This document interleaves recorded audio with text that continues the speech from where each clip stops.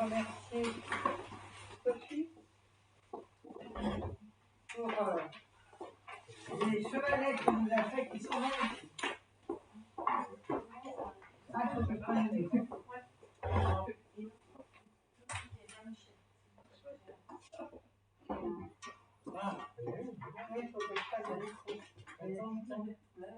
Il marche comme ça. Il n'y a pas de raison. Comme ça, je vais pas un peu doucement parce que sinon, ça va avoir plein la tête. Ce micro. Bien, écoutez, je suis en train de démarrer les travaux. Je vais tout d'abord demander à une secrétaire de séance. Voilà. Défaut, hein. Merci, Madame Blo. Ensuite, je vais vous demander d'ajouter un sujet à l'ordre du jour. C'est un sujet qui est relatif à l'éclairage public, une délibération sur le financement du diagnostic de l'éclairage public de la commune. Donc, si vous voulez bien, nous passons la délibération ce soir de façon à pouvoir démarrer les travaux début janvier. Je laisserai Jérôme, s'il le souhaite, et il veut bien, vous présenter de manière plus approfondie le sujet. Qui est contre? Qui s'abstient? Pour? Je vous remercie. Donc, nous l'inscrivons à l'ordre du jour.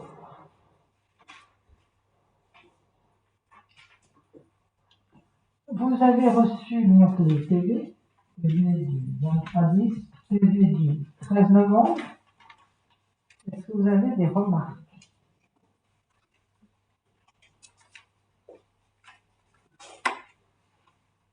Donc, nous allons tout d'abord adopter, si vous le voulez bien, le PV du 29/10, 29 octobre. Qui est contre? S'abstient? Pour? À l'unanimité, je vous remercie. PV du 13 novembre, qui est contre? Qui s'abstient? Pour? À l'unanimité, je vous remercie. Alors, le compte-rendu des décisions va prendre un peu plus de temps que d'habitude, parce que c'est pas que j'ai pris beaucoup de décisions, mais c'est pas beaucoup de choses. Tout d'abord, une bonne nouvelle, c'est que nous sommes désormais propriétaires du terrain de jeu, du terrain au-dessus du port, et cette fois-ci, c'est définitif, et cela aura pris 15 ans. 15 ans pour le département qui appose sa signature au bas de cet acte de cession. Comme vous le savez, c'est le département qui était propriétaire depuis les années 80, début des années 80 à peu près. Parce qu'un jour, un élu, un adjoint qui s'appelait René Bell, a fait le siège du conseiller général de l'époque en lui expliquant qu'il y avait un projet immobilier sur cette parcelle, vous voyez laquelle c'est, hein, au-dessus du port. Et c'était vraiment dommage que ce soit, c'était privé bien entendu, et c'était vraiment dommage que ce soit construit de cette manière-là, juste au-dessus du port. Donc il y a effectivement déjà une maison, mais ça devait se construire en dessous, jusqu'au port.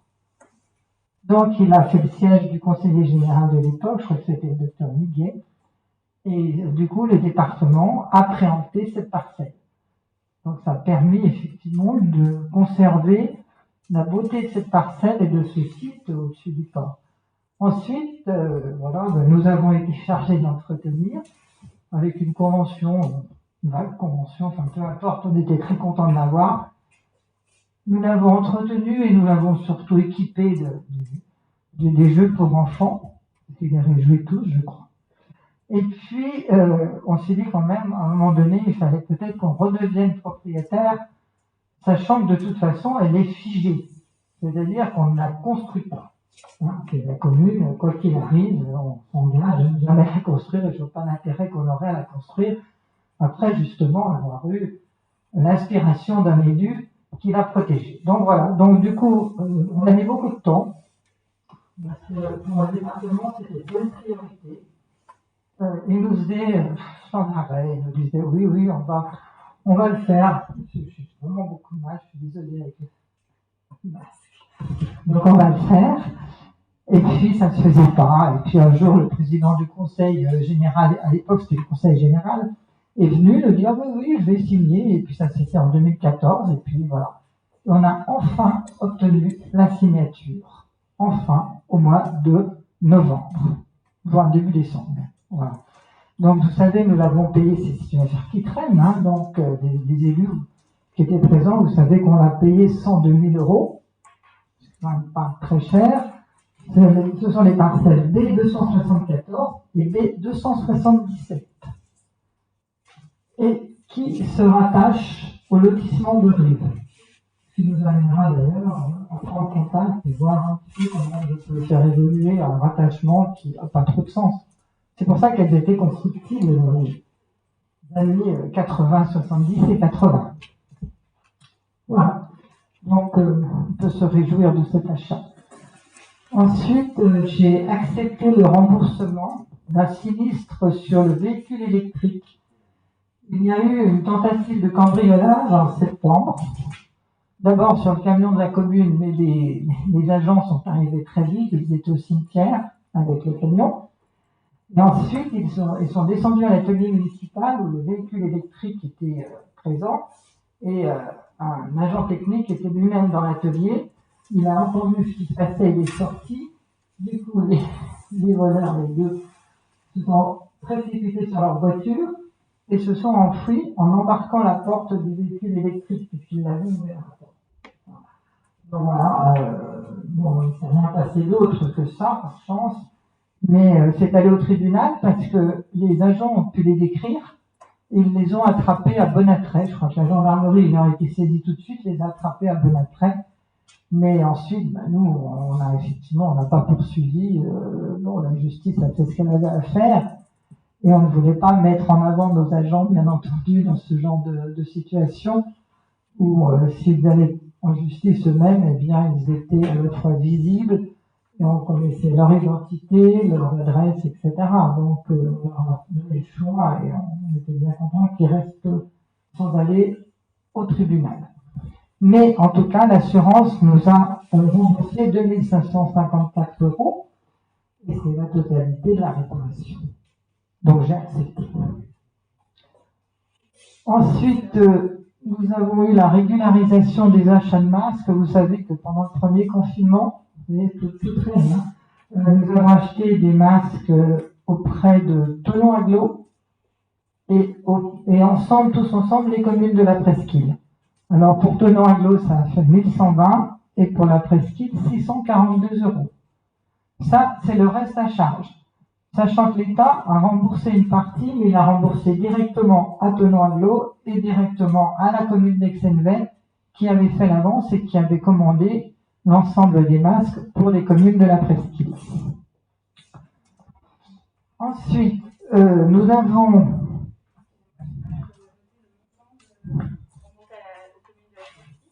Non, c'est l'État qui remboursait les masques, une partie des masques, je ne sais plus à quelle hauteur, mais nous, on ne les a jamais commandés en direct. Donc, les remboursements sont intervenus auprès de Thonon Agglo pour ce qu'on avait acheté, nous, et auprès de la commune d'Aix-en-Vet, la commune d'Aix-en-Vet ayant commandé l'ensemble des masques et payé l'ensemble des masques pour les communes de la Presqu'île. Voilà. Donc, c'est simplement, voilà, ça c'est notre reste à charge sur les masques. Premier confinement, il nous en reste encore, mais je pense qu'on va devoir probablement en recommander. Ensuite, j'ai accepté le devis normalisé pour normaliser l'installation électrique dans la commune, alors dans la mairie, pardon. Donc, bon, il doit être encore affiné, donc on a dit, vous continuez à affiner, mais bon, on va l'accepter, c'était des travaux prévus là-haut, et notamment avec la séparation du réseau informatique et téléphonique pour assurer un meilleur fonctionnement. Je ne sais pas si on vient dire mais en tout cas un meilleur fonctionnement, ce sera de l'ordre de 7 000 €. Ensuite, nous avons reçu une subvention de une dotation de compensation, une dotation de compensation de 87 € pour rembourser la protection fonctionnelle des élus. Cette protection fonctionnelle, elle couvre tout ce qui peut arriver à un élu dans l'exercice de son mandat. Par exemple, toujours pareil, un accident a lieu une personne a un accident dans la commune, elle peut se retourner contre la commune parce qu'il y avait par exemple un trou, des choses comme ça, et l'élu qui représente la commune, c'est-à-dire le maire, est forcément dans ces cas-là mis en cause d'une manière ou d'une autre, peu importe le résultat, mais en tout cas, il va être mis en cause et il devra bénéficier de la protection fonctionnelle. Alors normalement, c'est le maire, les maires adjoints et les délégués. Et puis enfin, dernière information, le recensement prévu en 2021 est repoussé en 2022. Voilà, donc on l'a su bien après le 13 novembre, c'est-à-dire assez tardivement. On fait un petit peu dommage que les ont déjà été préparés et qu'on ne le dise pas plus vite, parce que je doutais bien que faire un recensement dans les conditions du Covid, c'était quand même un petit peu compliqué. D'aller taper aux portes en disant bonjour, c'est nous, on vient vous recenser, je n'entends bien les personnes nous ouvrir la porte et nous dire oui, rentrez, ici on n'entre pas. Voilà. Donc, si vous avez des questions sur toutes ces informations, et puis, oui, je voudrais quand même alors dire, pour que ça soit bien écrit au conseil municipal, si vous en êtes d'accord, c'est féliciter les agents de la commune pour les décorations de Noël qu'ils ont déjà implantées. Je pense que vous avez vu la mairie. La mairie, elle est toute pimpante. C'est très très joli. Et si vous en êtes d'accord, eh bien, on leur adresse nos plus sincères félicitations pour tout le travail qu'ils ont fait. Merci pour eux.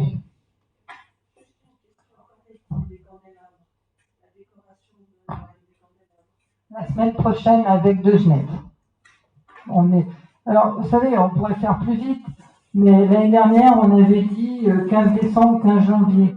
Hein, voilà. Donc, on essaie de s'y tenir, quoi, parce que c'est vrai que la plupart des communes ont déjà mis depuis le mois de novembre, mais ça perd un peu de son charme. Mais enfin, on va réfléchir à ça. Voilà. Ah oui, j'ai peut-être oublié une information, c'est que vous savez que chaque année, on a donc en début d'année, nous avons les vœux des élus du maire et des élus à la population.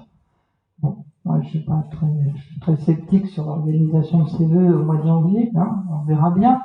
Mais je voulais vous proposer de les faire le plus tardivement possible pour deux raisons. C'est d'une part, si on déconfine le 20 janvier, ben, tant mieux. On pourra les faire, alors c'était le jeudi 28 janvier.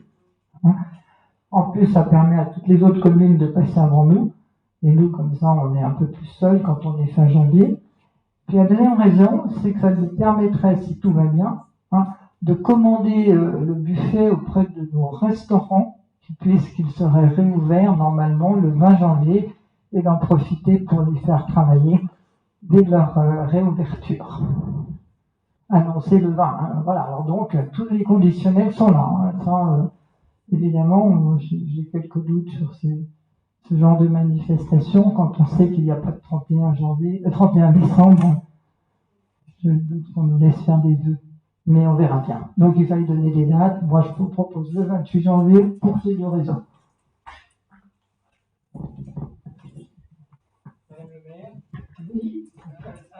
Madame le maire. Oui. Oui.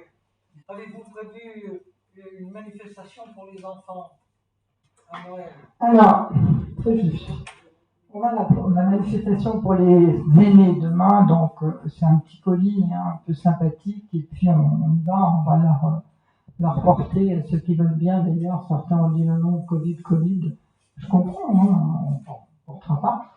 Mais pour les enfants, on pourrait imaginer, parce que chaque année on fait quand même quelque chose, de mettre une affiche à l'école, je parle du contrôle peut-être de Madame Blo, de façon à l'école de Mestrie, et puis le Père Noël serait là mercredi après-midi avec des friandises qui seraient déposées sur les tables. Les enfants rentrent, disent bonjour au Père Noël sans s'approcher, hein, et puis ils prennent un sachet de friandises et ils repartent. C'est aussi froid que ça pour éviter tout quoi. Ce serait donc mercredi de 15h à 17h par exemple. Pour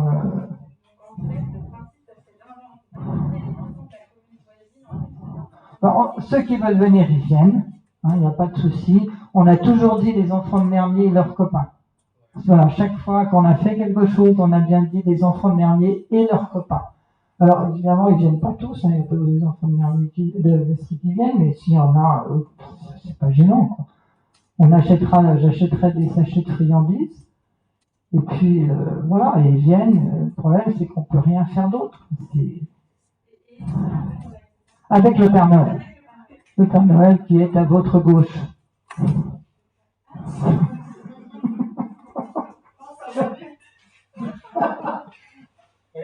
C'est étonnant. Ça c'est court, par exemple, pour les petits là-bas. Oui, voilà. J'ai des relations. Il n'y a plus d'impôt dans son sac, le Père Noël. On le sait bien. Il est très gentil. Alors je sais que dans le village, il reste combien d'enfants qui croient encore au Père Noël. On en trouvera toujours quelques-uns. Hein. Ouais. Peut-être 5-6 encore. Oh, un peu plus, je pense.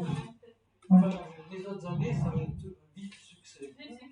Ah non, on avait toujours une quarantaine d'enfants facilement. Hein. Oui, oui. On est sur la place en bas. Ouais. Ouais.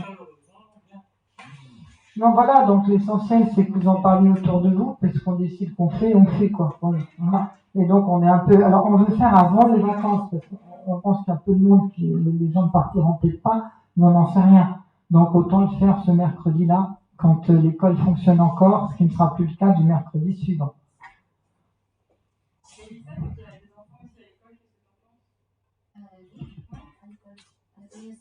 Mais qu'est-ce que tu penses de venir mercredi entre 15h et 17h?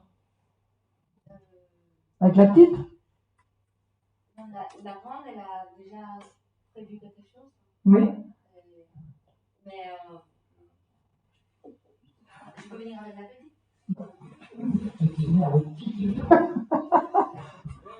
Au contraire, c'est pour les petits.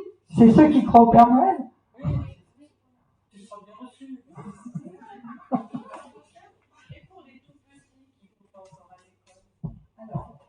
Le CCAS a pris une décision qu'on mettra en œuvre au mois de janvier, parce qu'à un moment donné, on n'y arrivait plus. C'est d'offrir un bon cadeau à tous les enfants, aux parents des enfants nés en 2019 et en 2020. Ce qui fait 6 ou 7 enfants quand même. Voilà. Et on avait aussi d'autres idées, mais on vous en reparlera. Mais au moins, ce bon cadeau, parce que le bouquet de fleurs, ce qu'on faisait, là, il y a des enfants qui sont nés au mois de novembre, on a dit on va attendre ceux du début de l'année, hein, au mois de novembre l'année dernière. On dit on va attendre le début de l'année, puis le début de l'année, c'est arrivé avec le Covid, quoi. Donc tout bouquet de fleurs, rien. Donc en fait, ça fait 2 ans qu'on n'a rien fait.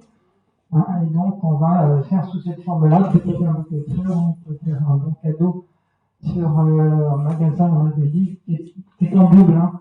Je ne sais plus, là, c'est un outil sur des vêtements, sur des jouets. Donc, oui, je pense que c'est ça. Hein. Ouais.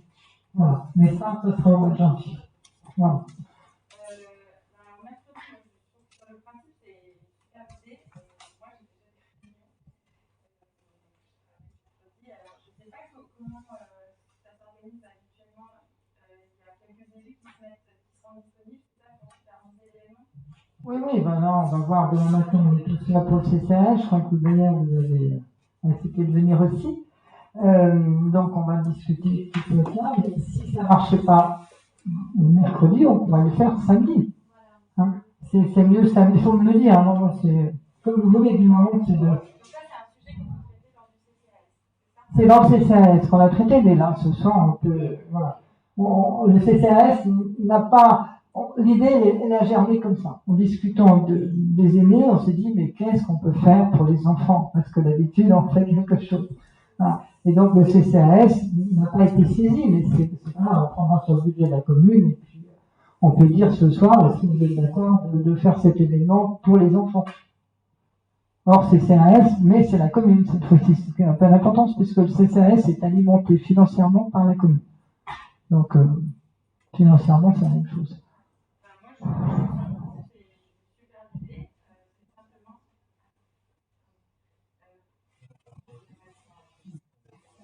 Évidemment, on peut parler Non, là, tous les élus sont là, donc on en parle ce soir. moi, je trouve que c'est une très très bonne idée.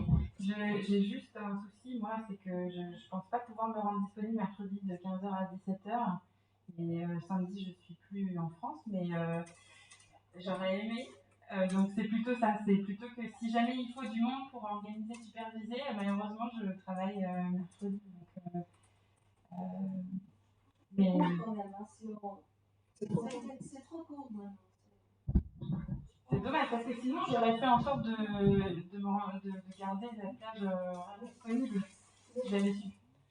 Oui, en fait, on a surtout aimé. Et puis d'un seul coup, on s'est dit, mais les enfants, pourquoi pas? Mais avec le Covid, c'est compliqué, les enfants. Voilà, c'est ça aussi. C'est pour ça qu'on a un peu mis de côté les enfants en disant, on peut rien faire, etc. Puis on se disait, il y aura un sapin qui va être installé là, un autre sapin habituel. Hein, tous ceux qui veulent venir le faire peuvent venir. Je ne sais pas quand est-ce qu'il va être fait. Je crois que c'est Valérie qui pilote le sapin, c'est ça? Oui, merci. Ah, c'est l'Amérique qui est très jolie. Et puis après, on va pouvoir passer les. Après, on pourra mettre les friandises sur une table, etc. Puis les enfants passeront, voilà, juste pour dire bonjour au Père Noël, ils ne s'approcheront pas du Père Noël parce qu'on y tient, le Père Noël. Mais non, c'est très simple à organiser, hein, quelque part.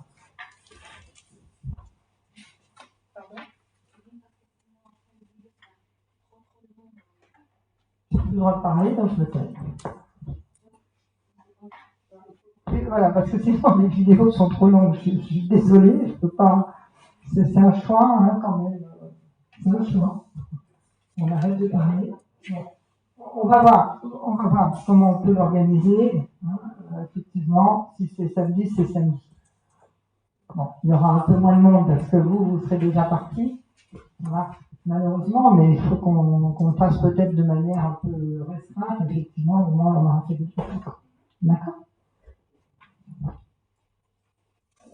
Reprenons l'ordre du jour.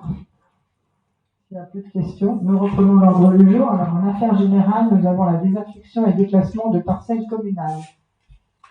Alors, comme vous le savez, je vous l'ai présenté l'autre jour, en vous expliquant ce qu'il en était. Ça concerne le petit parking, le petit triangle qui est en bout là, actuellement, qui est au bout des deux parkings voilà, qui est sur le paiement du projet immobilier. Et simplement, ça aurait pu être fait il y a longtemps, cette formalité, mais on ne voulait pas fermer les parkings cet été. C'est pourquoi ça a été retardé, de façon à ce que les parkings soient encore utilisés on les a utilisés jusqu'à fin octobre d'ailleurs, ce qui était quand même assez utile. Alors, fermer un parking, ça veut dire, excusez-moi, je trouve que c'est fort, non? Ouais, c'est fort. Fermer un parking, ça veut dire évidemment avoir d'autres parkings, sachant que dans le projet, ce paiement-là redevient un parking certes privé, mais qui pourra accueillir les visiteurs. Il accueillera les visiteurs du groupement immobilier.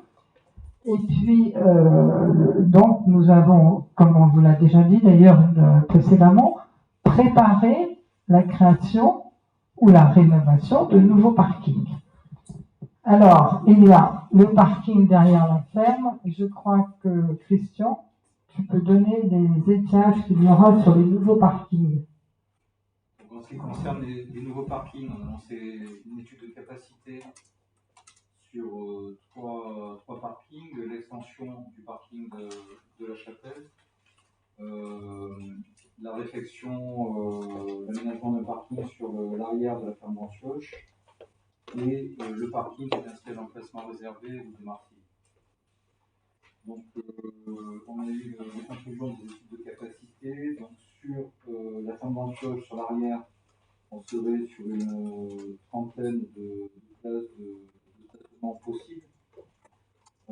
Sur l'extension du parking de la Chapelle, on atteindrait au total une centaine de places.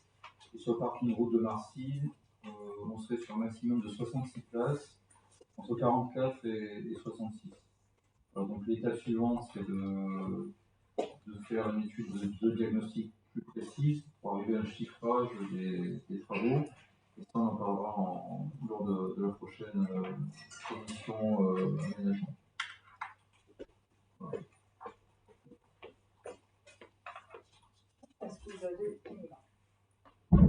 Le parking en face du cimetière, On en reparlera également en commission, mais il est vrai que, comme vous l'aviez souligné précédemment, le gain de place est faible par rapport au coût. Ce que je vous proposerais peut-être, c'est plutôt de travailler sur un aménagement paysager, peut-être une réflexion du cheminement piéton, peut-être la réalisation d'un rebais sur les emplacements existants, mais on va gagner par place, ça va coûter 60 000 €, donc c'est pas très intéressant.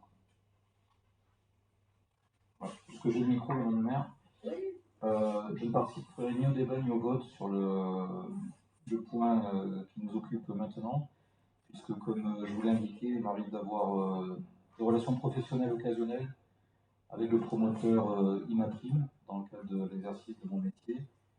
Donc je ne souhaite pas participer en part à cette délibération au risque que celles-ci soient entachées d'illégalité. Merci. C'est noté. C'est noté. Alors, des questions? Pas de questions? Alors, qui est contre? Pardon. Donc, c'est une formalité juridique, donc si on vote contre, le projet est freiné. C'est bien ça. Le quoi? Comment? Si J'ai pas on entendu. vote- Parle si- dans le micro, j'entends. Moi, si je comprends bien, c'est une formalité juridique, mais qui conditionne la signature qui doit intervenir au plus tard le 31 janvier. C'est ça? Non, c'est pas ça. Ça pourrait être ça si on l'interprète comme ça. Mais l'interprétation n'est pas forcément la bonne. D'abord, la signature, elle devra intervenir au 31 décembre, mais ça a été déjà repoussé 4 fois, donc de toute façon, elle n'interviendra pas au 31 décembre. Donc ça, la date de signature n'a pas d'importance. Ensuite, si vous voulez, c'est une telle formalité qu'effectivement, on aurait pu le faire cet été. Moi, je ne l'ai pas fait, hein. C'était pas utile, en tout cas, dans la mesure où ça n'arrêtera rien. C'est tout. Donc, ça n'arrêtera pas. Le projet immobilier, heureusement, parce que c'est 900 mètres carrés debout. Hein, 900 mètres carrés debout, donc je ne vois pas comment ça... Enfin, c'est une formalité, si vous voulez, qui peut être reprise par ailleurs. Donc nous, dans la transparence, on délibère, hein, voilà. Maintenant, il y a des plans B, il y a des plans C. Donc de toute façon, ça n'est pas lié au projet immobilier, dans la mesure où celui-là a un permis valable qui n'a subi aucun recours.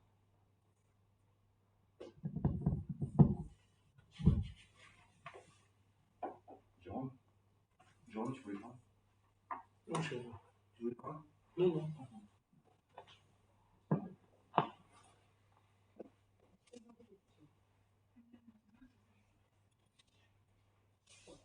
On passe au vote. Alors, qui est contre? 6 contre. Qui s'abstient? 2 abstentions. Et qui est pour? D'accord. Ok. Bon, écoutez, on mettra en place le plan B. Je pense que, si vous me permettez quand même de dire quelque chose, c'est que je pense que pour les élus qui étaient là avant, c'est un reniement qui n'est pas digne de votre action municipale. Comme vous le savez, vous avez voté ce projet d'un bout à l'autre. Vous avez voté à chaque délibération. Donc vous imaginez qu'en ayant cette position, vous allez donner des gages sur le projet immobilier. Mais je crois que là, ce que vous avez, c'est en fait, vous avez cherché à hypothéquer l'avenir de la commune. Parce que si, par exemple, demain, on arrête tout, qu'est-ce qui va se passer? Je crois que vous ne mesurez pas bien les conséquences de vos actes. Parce que demain, vous ne serez pas tout seul sur le projet immobilier. Il y a une commune et il y a des particuliers. D'accord? Bon. Les particuliers, ils ont 80% de la commune. 80%. C'est vrai qu'on peut leur donner le coup de pied de l'âne, pas de problème. Mais dans ces cas-là, sachez que de toute façon, quoi qu'il arrive, l'hortellement il restera constructible, il est dense, il est très dense, Donc ils pourront apporter une densification sur le terrain.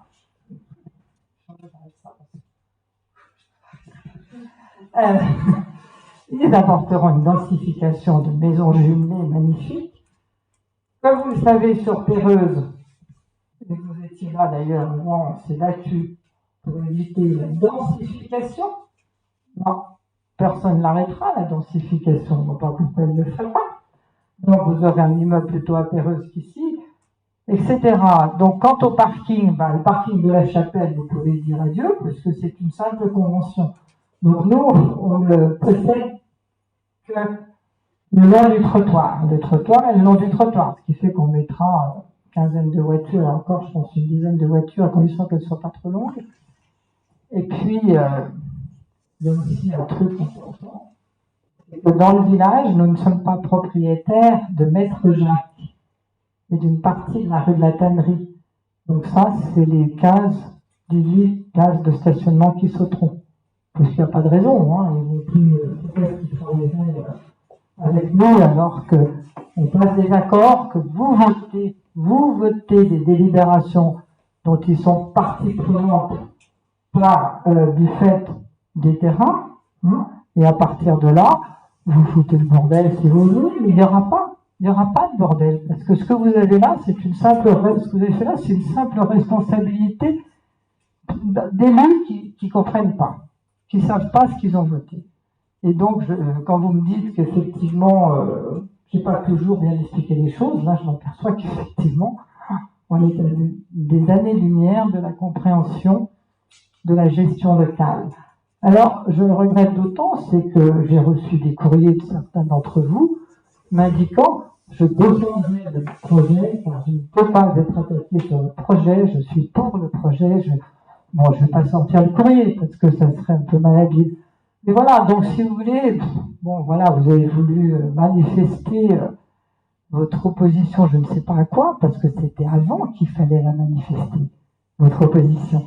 C'était lors des délibérations de vente de parcelles. Hein, vous avez même, je crois que tu étais là, Geneviève, vous avez déjeuné avec le promoteur. Donc vous le connaissez, le promoteur. Vous étiez, il y avait plusieurs élus, je peux te dire. Hein. En tout cas, je pense que, voilà. Mais en tout cas, tu l'as rencontré à plusieurs reprises. Hein, tu l'as rencontré à plusieurs reprises, puisqu'on a fait des réunions. Donc, c'est curieux, votre... voilà. Je pense qu'il n'y a pas de logique derrière tout ça. Mais, ce que je veux dire, il n'y a pas de logique. Maintenant, bon, ça n'entraîne rien de ma part. Simplement, il y aura un plan B. Hein, et puis, si vous ne faites pas ça, je vous dis, si on ne fait pas ce projet qu'on maîtrise, parce que l'intérêt, c'est de maîtriser le projet, vous pourrez toujours aller au tribunal si vous voulez, mais à un moment donné, les maisons jumelées, vous les aurez. Hein, et les maisons de 11 mètres, parce que c'est autorisé à 11 mètres, vous les aurez. Voilà. Donc c'est pour ça qu'il faut aussi réfléchir sur l'avenir de la commune. C'est pas un immeuble ou des immeubles comme quelques frisés ont pu indiquer ici et là. C'est autre chose. Et donc, moi, bon, c'est pas très grave hein, ce soir. Je voulais simplement vous dire, vous montrer, si vous voulez, cette espèce d'illogisme qu'il y a à voter les délibérations fondamentales et à ne pas voter la dernière petite formalité que j'aurais pu faire voter sans vous au mois de septembre. Voilà, c'est tout ce que je voulais vous dire. Donc, il y a quand même un certain illogisme à tout ça et bon. Vous continuez si vous voulez. Maintenant, tant pis, hein, c'est pas très grave. Vous hypothéquez l'avenir de la commune, si vous le voulez. Autrement, je prends le plan B ou le plan C. Je vais voir, moi, peu importe, hein, finalement. Mais je pense que là, vous n'avez pas joué pour la commune, en tout cas. Vous avez joué pour vos intérêts personnels. Et Dieu seul le sait, il y a déjà eu des intérêts personnels. Mais de votre part, mais voilà, c'est tout ce que je voulais vous dire.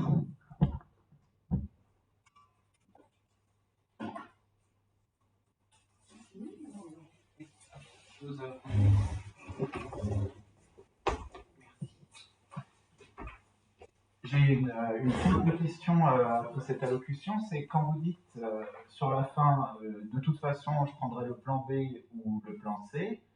est-ce qu'il faut comprendre que par là, vous dites que vous comptez contourner ou ne pas prendre en compte la volonté du conseil municipal qui, derrière ce vote négatif, entend bien sûr faire passer le message qu'on ne veut pas le déclassement, en tout cas pour l'instant, de ces terrains.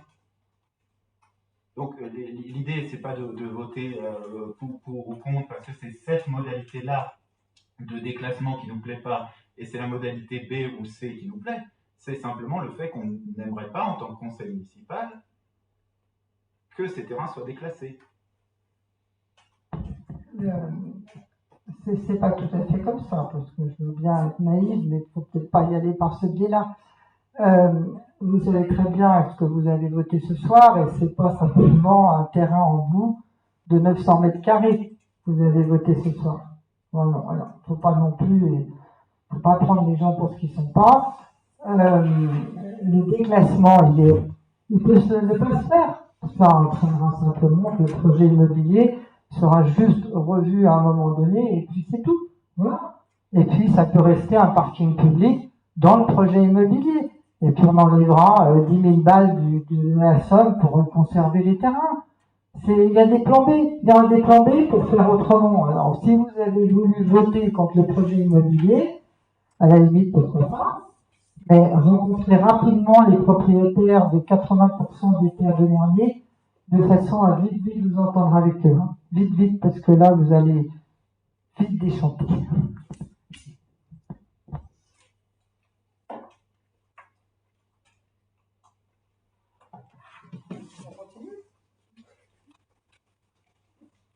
Alors, là.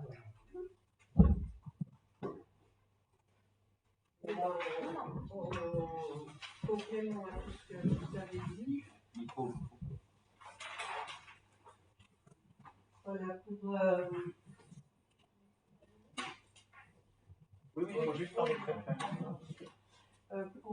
pour répondre un peu à votre directrice, qui n'est pas sans nous surprendre, puisque vous nous avez dit pas plus tard que tout à l'heure que le déclassement n'arrêterait pas le projet. Donc finalement, si c'est qu'une formalité, il n'y a pas lieu de peindre le diable sur la muraille comme vous l'avez fait jusqu'à présent.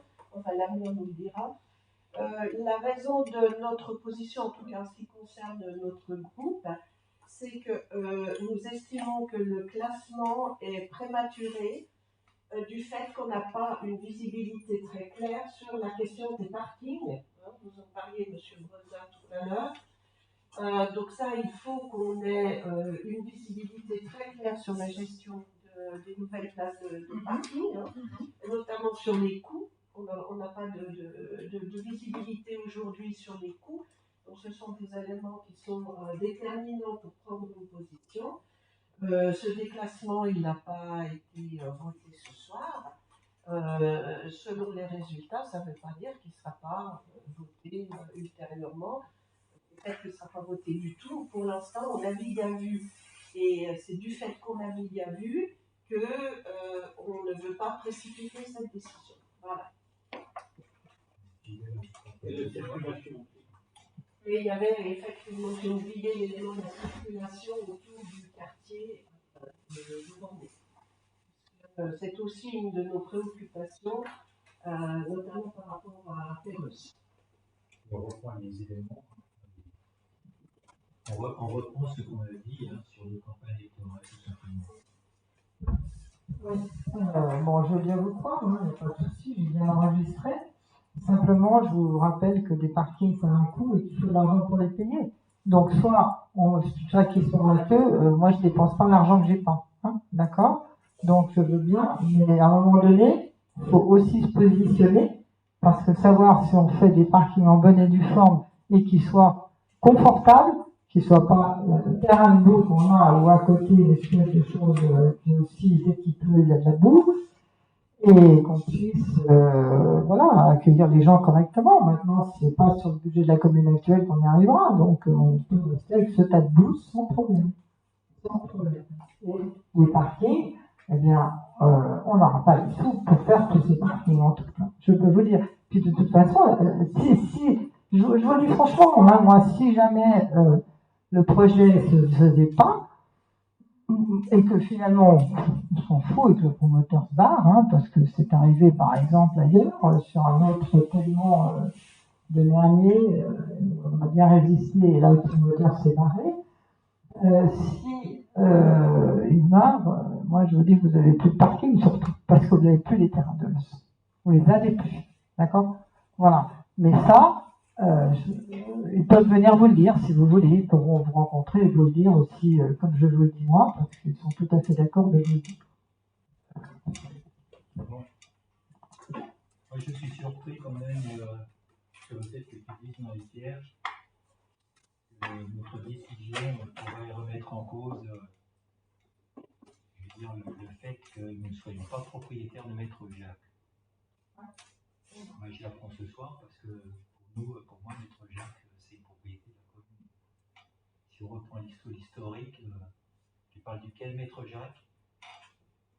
Je parle de la place Maître Jacques du Rond, comme ça, et d'une partie de la rue de la Tannerie, le bout de la rue de la Tannerie, où malheureusement on n'est pas propriétaire. C'est écrit dans l'histoire, hein, voilà, mais on n'est pas propriétaire là, et effectivement, il t'en a déjà parlé. En disant qu'il faudrait faire une convention sur cette partie-là, comme on a fait une convention sur d'autres parties. Ok, moi je pensais du quai Maître Jacques. Non, le quai, effectivement, c'est plutôt l'État, hein, je crois. Non, le quai Maître Jacques, les élus précédents se sont battus pour conserver ce quai. Oui, moi je voulais dire que Geneviève a clairement dit ce qu'on pensait. On n'est pas opposé au projet, mais on trouve que ça arrive un petit peu trop vite par rapport au futur parking. Et quand on a eu l'occasion de parler de ce projet, on a toujours parlé du parking. Tu nous as toujours dit qu'il y avait une solution, qu'à l'époque c'était prématuré d'en parler, parce que les discussions étaient simplement engagées. Et aujourd'hui, je dis bien, on n'est pas opposé au projet. Ce qui nous inquiète, c'est les conséquences du projet sur le stationnement et la circulation. Parce qu'on ne peut pas penser que dans l'état actuel de la route de Peureuse, on ne peut pas la laisser comme ça, quand il y aura toutes les voitures en plus. Donc il faut réfléchir à cet ensemble de problèmes que va soulever cette arrivée de logement. Ce qui ne veut pas dire qu'on y est opposé. Et Geneviève a dit clairement qu'on est prêt à revoir notre position quand on n'aura plus d'informations en ce qui concerne les parkings. Alors là aussi, moi je veux dire, ne mettez pas la charrue avant les bœufs, on ne va pas faire le chemin de Péreuse avant que les travaux soient finis. Et c'est bien évident que le chemin de Péreuse qui n'est pas stabilisé devra être fait et sera un accès. Et il y a toute une réflexion qui avait été lancée par Laurent Grillon sur... bon, elle n'a pas abouti non plus, hein, elle n'est pas sur des études, etc. Mais l'objectif, ça a toujours été, et on en a parlé, c'est de renvoyer la circulation le plus loin possible de l'entrée du village, hein, de façon justement à avoir des abords d'une commune, des abords du village qui sont un peu plus jolis que ce qu'on a au jour d'aujourd'hui. Hein, parce que c'est un peu la cour des miracles, hein, par endroits, donc c'est pas très joli. Donc c'est pas. Maintenant, je pense qu'on va pas faire le débat là-dessus non plus. Mélissa va s'énerver parce qu'elle a 2 heures devant elle pour l'enregistrement. Voilà, c'est là où se niche la démocratie. Hein, voilà, donc on va peut-être continuer quand même. Et puis sur les parkings, tout est en route, les bornages sont en cours. Vous avez vu probablement des géomètres sur le terrain ces derniers temps. Et dès que les bornages sont faits, ils sont faits, voilà. Et puis après, on a plus qu'à travailler dessus. Très bien, ça va pouvoir rapidement se débloquer. Maintenant, en ce qui concerne le chemin ou la route de Péreuse, c'est évident qu'on ne va pas faire les travaux tant que les camions vont plus ou moins. Il faut savoir qu'il y a beaucoup de routes, beaucoup de rues qui vont être démolies par les camions, c'est inévitable. Bon, mais ce qu'on souhaiterait, c'est que le projet soit déjà arrêté, prévu. Hein, parce que on se situe dans l'objectif, dans la vision où les réalisations sont faites et il faut anticiper ces problèmes de stationnement. Et alors, pour les stationnements aussi en route, maintenant, moi je voudrais qu'on se pose aussi le problème de la route, le chemin de Péreuse. Voilà. Quand il y aura un projet, on saura comment on va pouvoir le réaliser, eh ben, il arrivera après. Moi, je suis tout à fait d'accord. Vous avez une commission ou deux, d'ailleurs, sur le sujet. Allez-y, hein. Allez-y. D'autant plus que là, les subventions, maintenant, je signale qu'il faut qu'on aille chercher des subventions avant le 15 janvier. Donc, il va falloir bosser rapidement, là même pendant les fêtes. Parce que, compte tenu qu'à 2020, il ne s'est rien passé, on n'a pas de devis. On a actuellement très peu de devis pour aller chercher les subventions de l'État. Et c'est quand même dommage. Alors bon, heureusement, on va pouvoir peut-être trouver des solutions pour l'eau, avec des subventions, parce qu'ils ont décidé de subventionner massivement l'eau. Hein. Donc l'eau, c'est l'eau pluviale, hein, évidemment, et puis là-dessus, donc on pourrait, mais allez-y, réunissez-vous, bossez, retroussez les manches. Toutes les bonnes idées sont bonnes à prendre, hein, c'est pas pour moi, c'est pour la commune. Alors le chemin de Péreuse, moi je vais dire une chose, je pense qu'il sera même rénové avant les travaux à cause des camions. Parce que les camions passant là-dessus, ça ira pas. Hein. Alors, à mon avis, déjà, dans le projet, il faut du goudron pour le consolider. Parce qu'il n'est pas assez stable.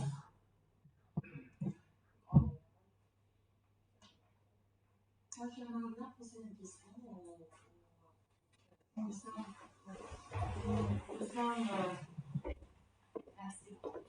j'appuie. Ça, non. On entend là? C'est bon là? Ouais. C'est bien, voilà, c'est bon. Bon. Moi, je sais que j'ai voté contre ce soir parce que je n'aime pas ce projet. Je l'ai dit ouvertement. Je sais pourquoi je n'aime pas et c'est un projet que je n'aurais pas voté si j'avais fait partie de la mandature précédente.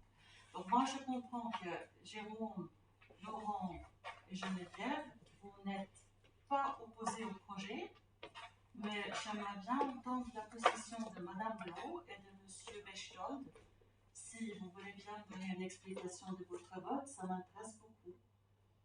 Est-ce que vous êtes aussi, vous n'êtes pas opposés au projet? Voilà.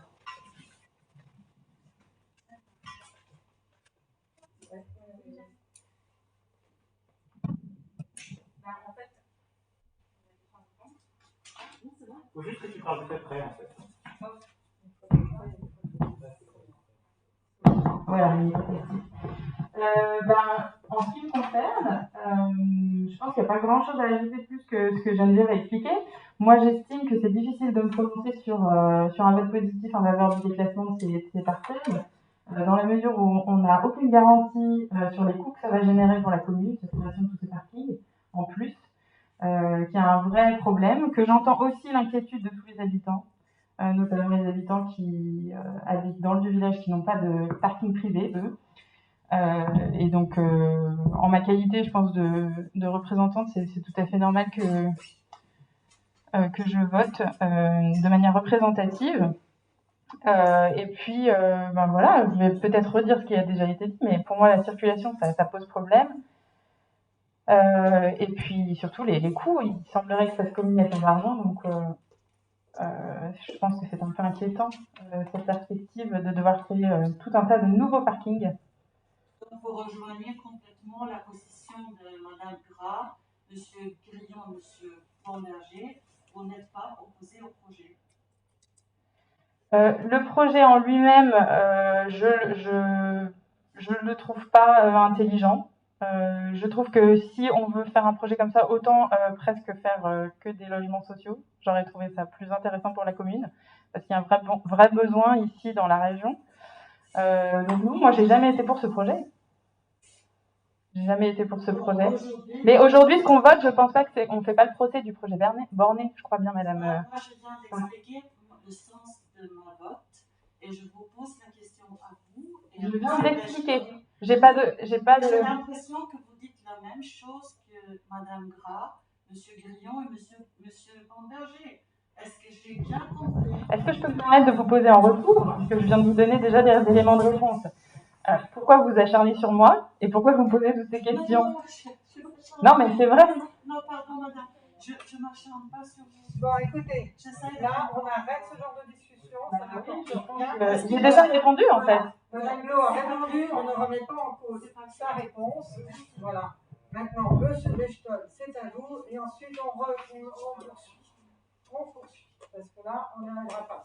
Je n'ai même pas besoin de prendre le micro. Je suis totalement ce que vient de dire Lucie et je pense que ce serait stérile de partir dans une discussion là-dessus.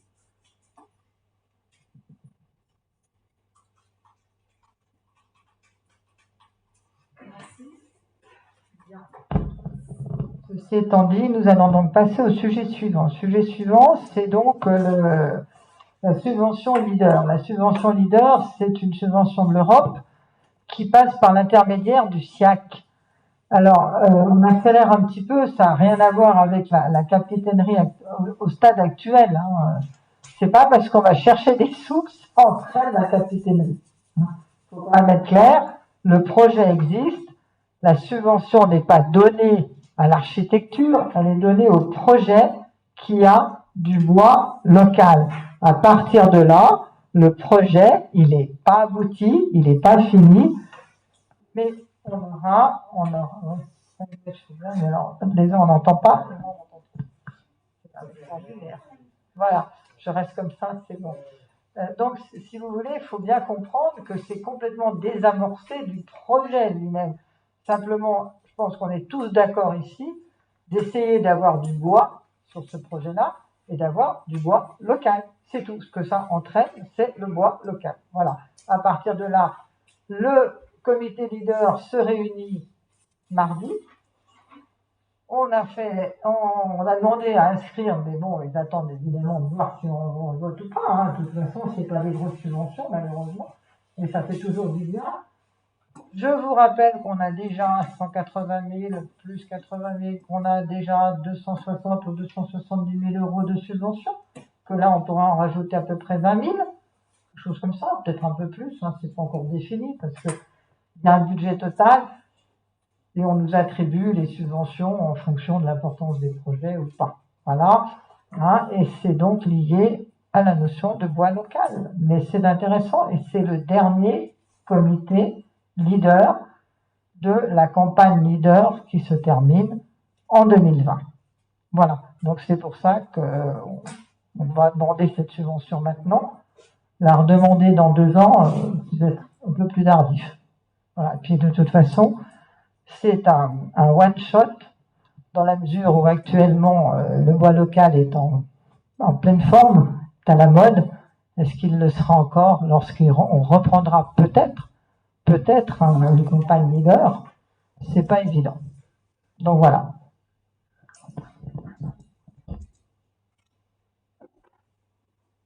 Vous avez des questions? Non? Alors on passe au vote. Qui est contre? Qui s'abstient? Pour? À l'unanimité, je vous remercie. J'irai donc présenter le dossier mardi matin. Je serai volontiers, j'emmènerai volontiers un élu qui serait disponible le mardi matin. Il n'y a pas d'élu qui veut y aller mardi matin? Non, le comité. Le comité leader, c'est mardi matin. Voilà, bon, plus personne ne veut y aller. D'accord, voilà. C'est intéressant parce qu'on passe des dossiers assez fascinants quand même. Hein. Moi, j'ai été membre du comité passé un temps. Je sais plus. C'est à 9h, 9h30, ou même des fois quand ils en ont trop, c'est à 8h. À Thonon. Ça doit être aux Ursules, non, normalement aux Ursules. Alors, je voulais juste dire que mardi, je ne pourrais pas y aller, mais après, je pourrais prendre les dossiers. Il n'y a pas de dossier à reprendre, c'est-à-dire qu'on va demander une subvention, elle nous sera probablement attribuée parce que les dossiers sont pris de telle façon qu'ils soient subventionnés, mais après, c'est uniquement, ça sera mis de côté dans un tiroir en attendant le projet capitainerie. Voilà, c'est une zone, on va le mettre en zone d'attente, comme la subvention de l'État. Hein, L'État nous a donné une subvention importante, elle est dans son tiroir, dans l'attente. Hein. Elle n'a pas été, il n'y a pas un sou qui a été dépensé. De la même façon que la subvention de la région n'a pas été dépensée, elle est toujours là dans un tiroir. Elle attend ce pourquoi elles ont été attribuées, c'est pas pour la réflexion, mais pour des travaux. Et au jour d'aujourd'hui, on n'est pas dans les travaux. Voilà. Donc, elles seront utilisées lorsque ce sera le temps des travaux.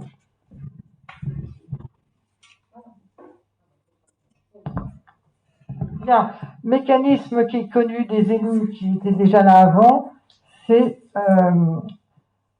le mandatement. Alors le mandatement, ça veut dire qu'on paye un mandat, c'est un paiement pour payer des dépenses d'investissement à hauteur du quart du budget de 2020.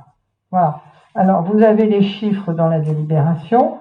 C'est un mécanisme pratiquement, qui est voté parce que c'est quand même mieux, mais dans des communes, ça peut être presque une délégation au maire. Moi, j'en veux pas. Sachant que de toute façon, on n'ira pas au-delà de 215 625 000 euros, hein, c'est-à-dire le quart des IMO incorporels et corporels, et ça permettra de payer, par exemple, le bornage et l'aménagement des premiers parkings. Parce que quand on passe les marchés, à un moment donné, il faut pouvoir payer les entreprises. Et Dieu seul le sait si tout est facilité en ce moment pour qu'on ne soit pas englué dans les procédures de marché public très longues et que surtout ce soit payé immédiatement pour aider le plan de relance et soutenir les entreprises. Ça, c'est important. Voilà. Donc, c'est toujours utile. On ne les utilise pas forcément d'ailleurs, hein, et de toute façon, il se retrouvera dans le budget qui sera présenté fin mars, début avril. Vous aurez effectivement très clairement ce qui a été dépensé, évidemment, puisque ce sera le reste du budget, ça s'appelle des restes à réaliser, et qui seront donc inscrits dans le budget.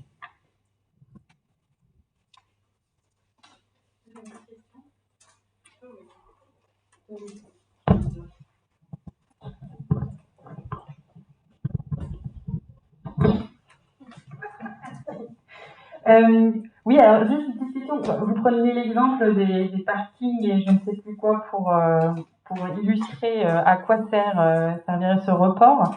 Est-ce qu'avant ces dépenses-là, on ne pourrait pas se concentrer sur des dépenses en travaux qui sont bien plus nécessaires à la commune? Je pense notamment à l'électricité, enfin tous ces sujets qui ont fait l'objet de discussions dans les commissions de travaux, puis aussi aux derniers conseils municipaux. Donc je pense aux eaux pluviales, aux eaux usées, aux travaux qui sont nécessaires en termes d'électricité. Est-ce qu'on peut pas d'abord mettre la priorité sur ces travaux-là dont ont vraiment besoin la commune et ses habitants avant d'engager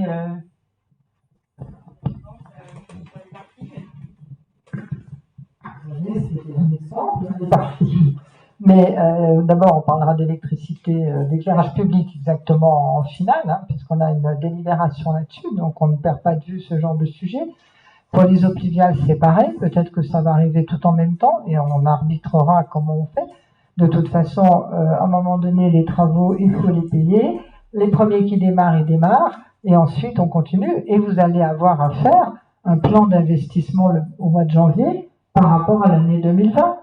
En commission de travaux, vous allez décider des travaux, hein, donner des priorités en fonction des devis, et puis ensuite ça passe à la moulinette de la commission des finances, où là, le plan d'investissement annuel, il sera fait, et il sera peut-être même pluriannuel pour le cas où il y aurait, et je pense notamment à l'éclairage public, où ça risque d'être quand même très, très lourd à supporter. Et donc, heureusement, subventionner, donc toujours le même principe d'aller chercher les subventions au maximum, mais il faudra aussi voir avec les capacités financières de la commune. Hein, et l'essentiel, c'est de ne pas les amputer avant même d'avoir commencé quoi que ce soit. D'autres questions? Donc là-dedans, si vous voulez, c'est pas moi qui choisis, tiens, je vais dire, je vais prendre 100 000 balles là, pour faire ça. C'est pas comme ça que ça se passe. Il y a des commissions, vous allez définir vos priorités le plus vite possible, d'ailleurs début janvier, hein, pour qu'ensuite la commission des finances s'exprime sur les priorités, mettre des chiffres. Hein, c'est pratiquement C'est pas le budget parce qu'il nous manque beaucoup de chiffres officiels comme le rendement fiscal, etc. Mais néanmoins, ça se construit comme ça pour qu'il soit efficace le budget et qu'ensuite on ne se mette pas les échéances parce que malheureusement les échéances ou elles vont très vite ou tout d'un coup elles peuvent ralentir. Donc c'est pas on appelle l'entreprise, tu me fais les travaux demain et je te paye après-demain. C'est malheureusement il y a des procédures entre l'entreprise et nous. Mais elles sont allégées actuellement. Donc il faut en profiter, notamment jusqu'au mois de juillet ou juin. Je crois qu'ils ont relevé les seuils jusqu'au mois de juin. Et je crois que c'est même 100 000 € où on n'est pas obligé, on n'est plus obligé de passer par la fameuse procédure du MAPA, marché à procédure adaptive. Voilà. Alors, vous inquiétez pas, c'est pas moi qui décide de ce qui va être dépensé dans ce quart de budget, mais c'est bien tous les élus ensemble à travers les commissions.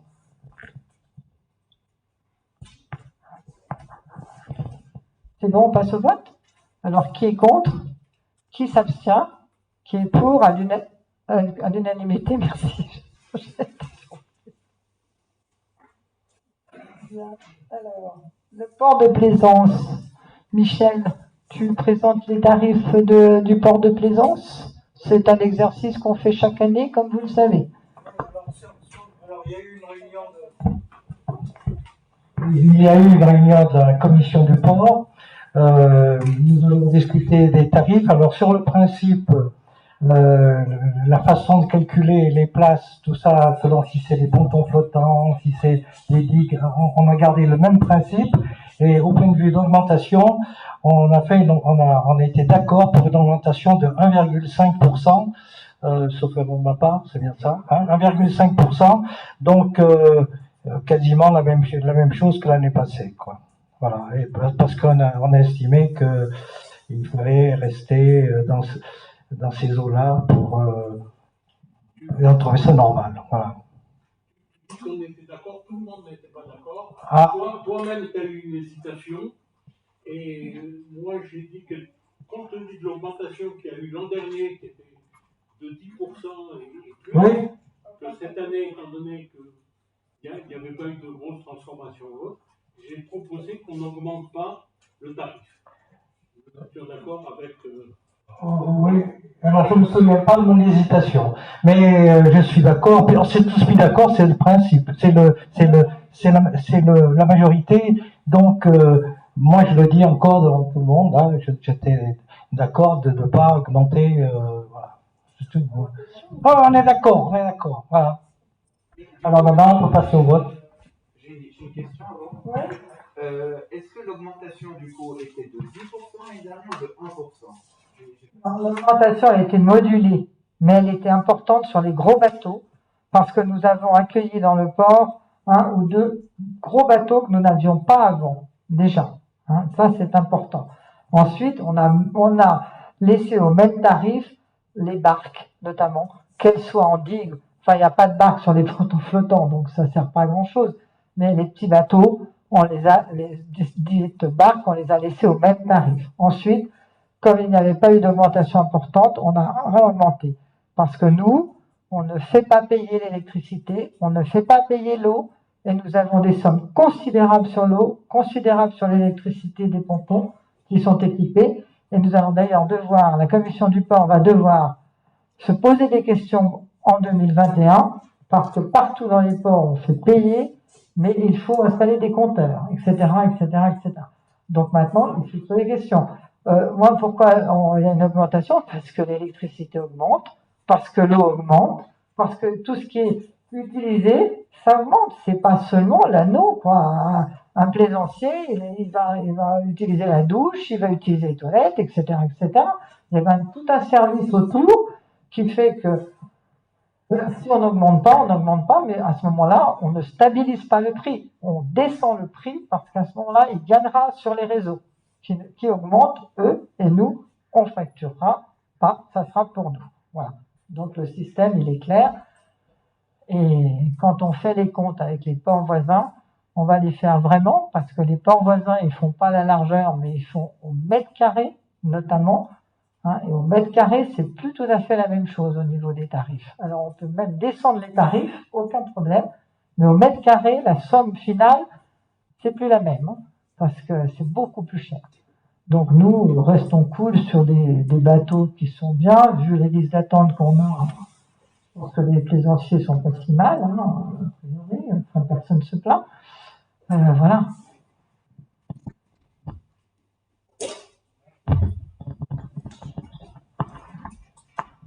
Moi, j'ai une question. Comment on justifie auprès des administrés ou en tout cas des personnes qui ont une licence au port, je ne sais pas comment on appelle ça, l'augmentation des tarifs dans la mesure où j'ai pas l'impression qu'il y ait une augmentation de la qualité du service rendu?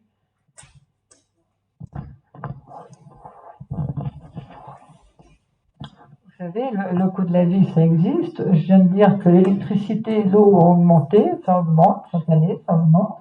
Et Dieu seul le sait si les plaisanciers, alors je ne vais pas savoir lesquels, hein, évidemment, mais nous avons des factures qui sont énormes en termes d'eau et d'électricité. C'est-à-dire qu'on peut laver son bateau gratuitement dans le port de Merlier en utilisant de l'eau potable, c'est-à-dire l'eau de la commune, par exemple. Hein. Alors à un moment donné, dans tous les autres ports, on leur met des compteurs et ils savent où ils en sont sur l'eau et l'électricité. Nous, on l'a pas encore fait, on va le faire, mais en attendant, il faut quand même qu'on suive ce qu'on appelle le coût de la vie, et 1,5%, c'est 3 fois rien, quoi. C'est pas, je comprendrais qu'on discute pour 3%, là, c'est 1,5%. Et bon, voilà, moi, j'ai bien entendu, Jérôme, qui disait, voilà, mais t'as un bateau dans le port, donc t'es pas mieux placé pour dire que tu veux pas d'augmentation non plus, tu comprends, donc faut rester cool aussi là-dessus. Voilà. Je pense que quand on a un bateau, on essaye de pas défendre ce qui est indéfendable quand on a son bateau. On passe au vote. Alors, qui est contre? 1, 2, 3, 4, 5. Qui s'abstient? Qui est pour? 1, 2, 3, 4, 5, 6. Je vous remercie, ces tarifs sont acceptés.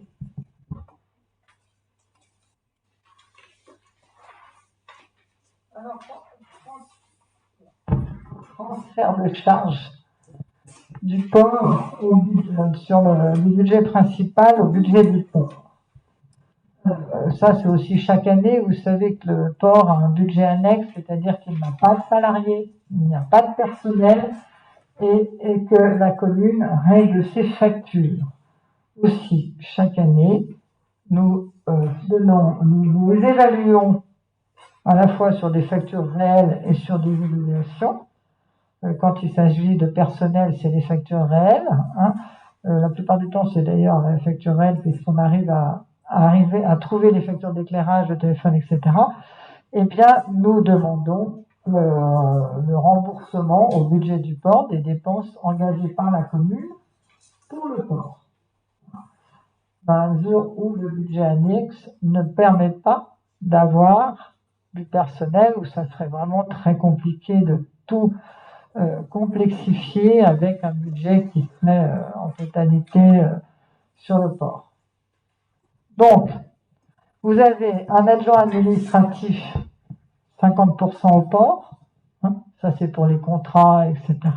Facturation, contrat, tout ce qu'il y a à faire. Un garde-port cette année saisonnier pour 2891 pour 21, c'est le petit jeune qu'on a chaque année. Enfin, pas le même, hein, mais on a un petit garde-port. Ensuite, nous avons le garde-port cette année contractuel pour 6 mois, pour 19 467,74.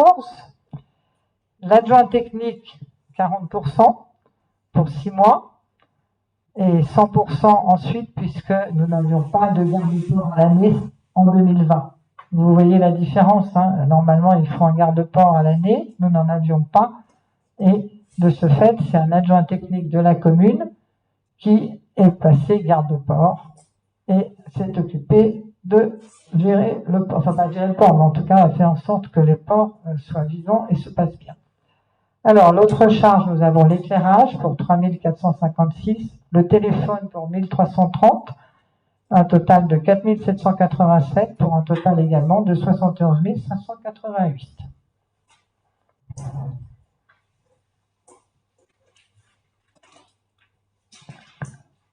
Voilà, donc il n'y a pas de peu de commentaires à faire là-dessus. Ces comptes sont faits par Madame Pereira, au plus juste et au centime près.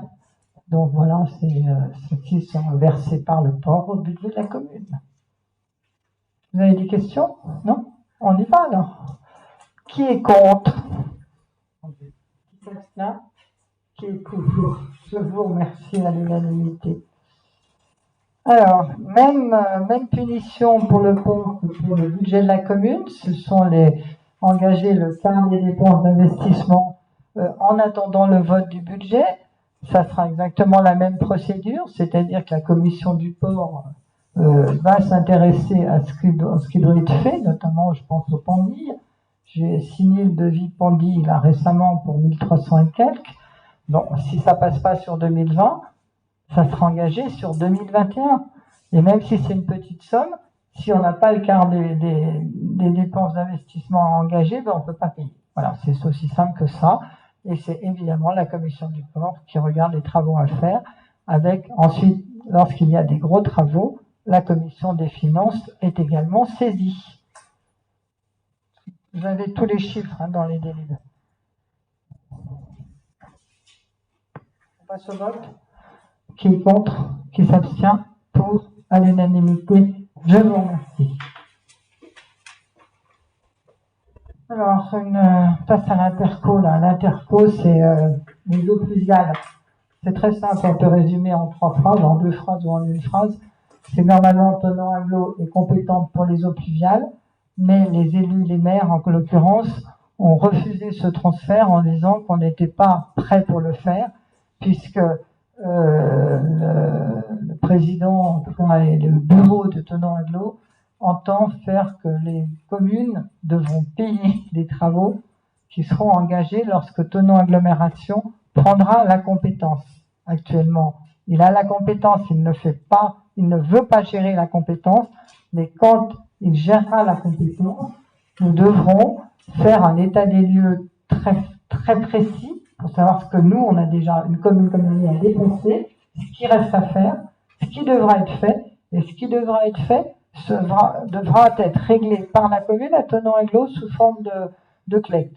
Alors la CLECT, c'est la commission d'évaluation des charges transférées, etc. Or ça, vous imaginez le travail que ça représente. Bon, donc on a dit non, on ne peut pas le faire cette année en tout cas, donc c'est repoussé d'1 an.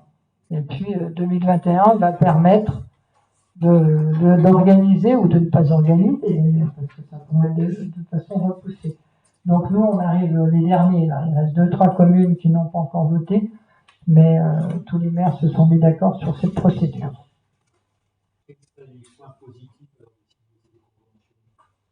Ben, c'est qu'on reste compétent et qu'on peut faire des travaux, alors que si on ne signe pas la convention, on est dans un vide juridique important, c'est-à-dire que Thonon dira, ben, écoutez, oui, je suis compétent pour vos eaux pluviales l'an dernier, mais n'est pas me demander de faire des travaux.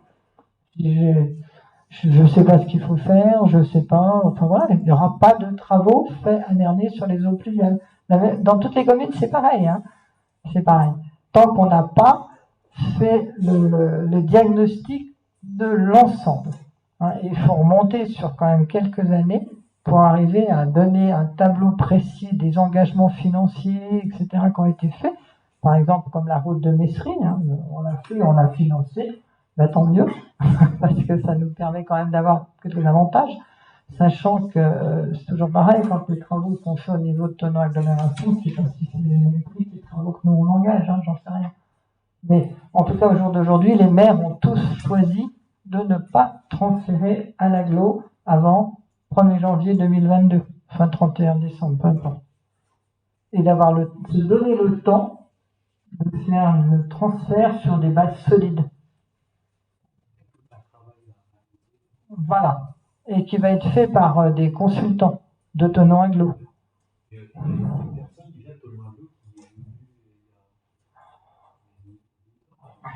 Absolument. Pour préparer quelque chose qui était impréparable, en fait. Parce qu'il a fallu aller plus vite sur l'eau potable. Et l'eau potable, ça a été assez difficile.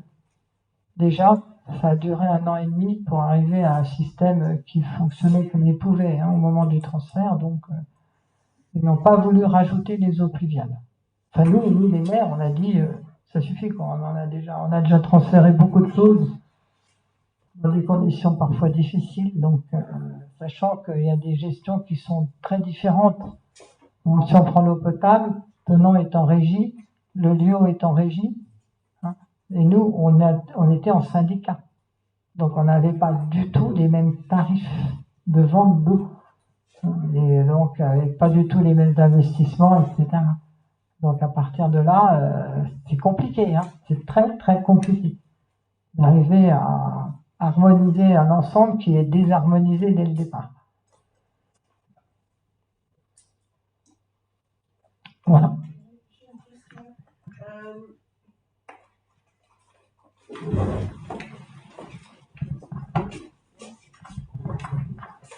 En fait, à la lecture de cette convention,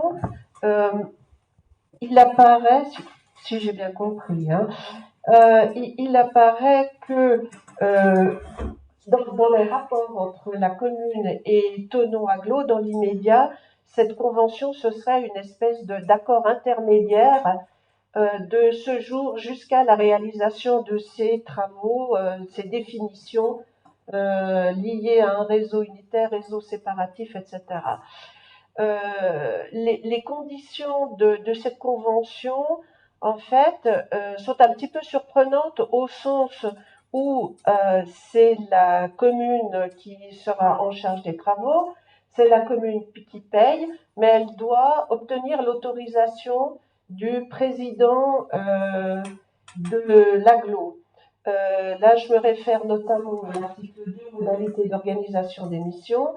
La commune pourra ainsi réaliser tous travaux et engager les dépenses correspondantes, entretien, création, extension, sur la proposition et après décision du président de la communauté. Donc, concrètement, ça veut dire quoi? Ça veut dire, il y a ailleurs qui est indiqué que la commune doit informer l'Agglo. Qu'elle engage, parce que c'est justement, ça va rentrer dans le plan de ce qu'on va dire de récolement. Hein. Et là, il est évident que l'Agglo, plus on fera de travaux, plus elle sera heureuse. Hein. Faut pas rêver, parce qu'à un moment donné, nous, on paiera de toute façon toujours les travaux. Quand ce sera transféré à l'Agglo nous fera payer les travaux qu'elle fera pour nous sur notre réseau. Faut bien avoir conscience de ça. C'est que ça ne se fera pas à fond perdu comme sont les travaux d'assainissement, les travaux de déchets, dans les ordures ménagères par exemple. Ça, les communes, elles n'apportent pas de l'argent aux pauvres pour ces services-là. On a une participation globale et ça rentre dans la participation globale. Après, tu me diras, il y a les usagers, effectivement, quand on a les ordures ménagères, on paye une taxe. Hein. On est bien d'accord. Mais en revanche, sur cette phrase-là, on n'a pas grand sens de toute façon et ça risque pas grand-chose. Je vais te dire, bien au contraire, l'agglomération, si elle n'a pas pris le transfert, la compétence, et si on s'est tous mis d'accord sur le non-transfert de cette compétence dans l'immédiat, c'est une période transitoire, c'est bien parce qu'elle nous a demandé aussi de faire les travaux les plus essentiels et que chaque commune fasse les travaux, parce que sinon, le transfert de compétences, c'est pas les mêmes travaux à Thonon qu'à Nernier, par exemple, et là-dessus, nous, on a intérêt à avancer sur nos travaux. Et l'Agglo, si elle doit envoyer un mot en disant que je suis tout à fait d'accord, elle le fera. C'est une phrase comme une autre qui permet de ne pas transférer tout de suite cette compétence à l'Agglo et que les communes la conservent. Cette convention, la loi, c'est le transfert de compétences. La loi. Normalement, l'Agglo est compétente pour les eaux pluviales.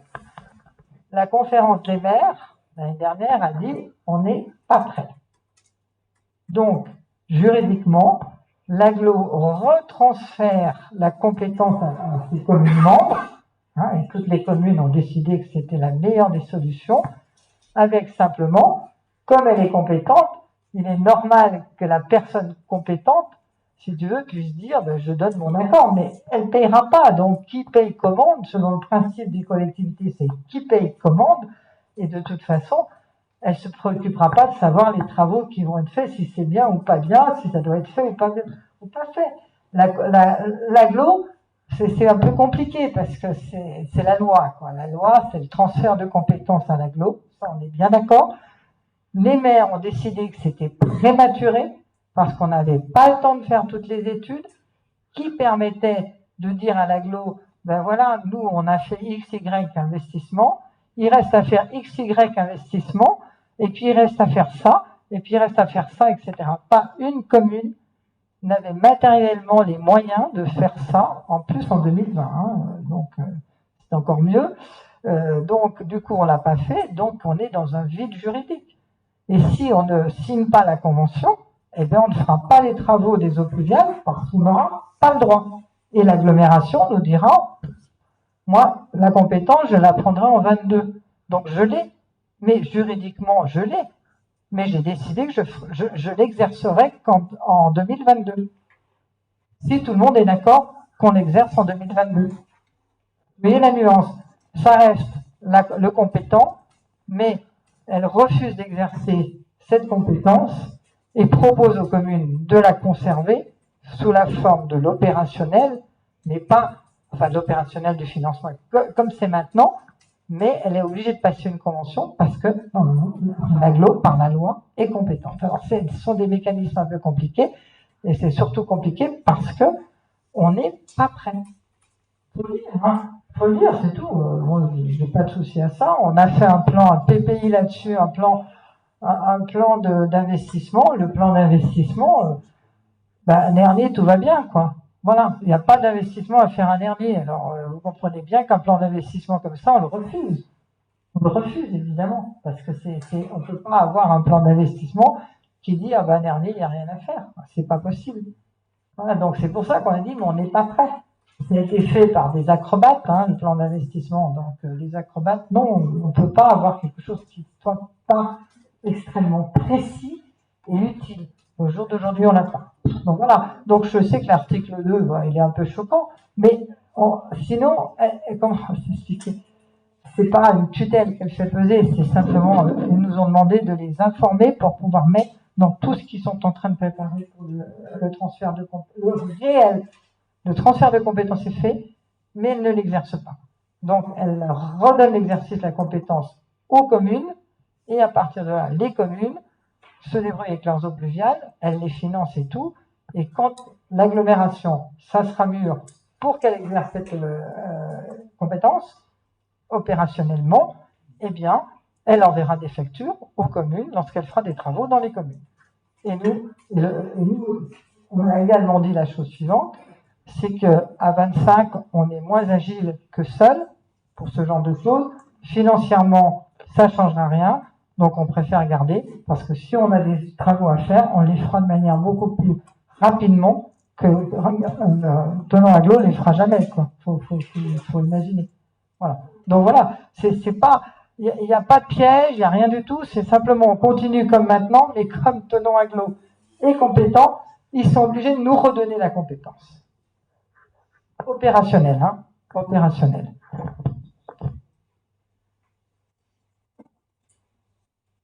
On peut passer au vote. Alors, qui est contre? Qui s'abstient? À l'unanimité, je vous remercie. Je signale qu'on est la dernière commune à m'arriver là-dessus. Hein. J'ai dit l'une des dernières, mais on est la dernière parce que ça date du mois de février et que ça avait été embarqué par le Covid. Alors, nous allons passer maintenant au rapport d'activité. C'est une obligation. Ça, les rapports d'activité de l'agglomération, on doit en prendre acte. On ne les vote pas, mais on en prend acte, évidemment, par vote, si vous voulez, mais c'est juste prendre acte. Alors, il y a deux solutions. Soit je vous les détaille, j'ai pas de souci là-dessus, j'ai tout ce qu'il faut, hein. Voilà, c'est là. Soit vous les avez lus et vous décidez qu'on peut prendre acte, les uns après les autres. À vous de voir.